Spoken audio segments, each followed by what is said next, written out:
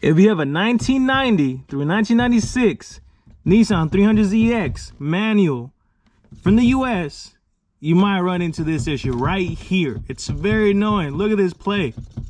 It's annoying. I'm gonna show you how to fix that in this video. Okay, so the culprit is these two bolts right here, the ones that are actually next to each other. I'm about to touch them right now with this one and that one.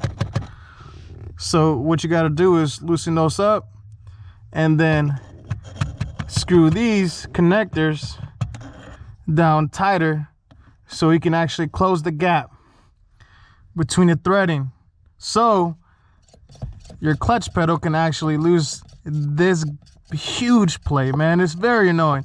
But you also want to give yourself like 1/16 of a millimeter of play, because you need that in order so it won't overheat nor, I believe, slip. I'm gonna try to demonstrate this the simplest as possible. Okay, so this is what I did. So I'm already done. All right, it just took like 10-15 minutes. So what I did was loosen up these two nuts right here with a 14 millimeter wrench, and then I disconnected the sockets from their connectors, which is this blue one and this gray one right here. And then once I actually loosened these up some more, there was space being created between this plate and the nut.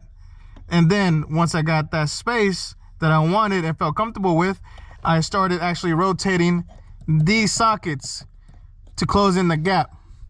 And that's it. You gotta do that to both sides, and then you will have not that much play. But remember, you have to give yourself a little bit of play, or else you will be burning up and slipping.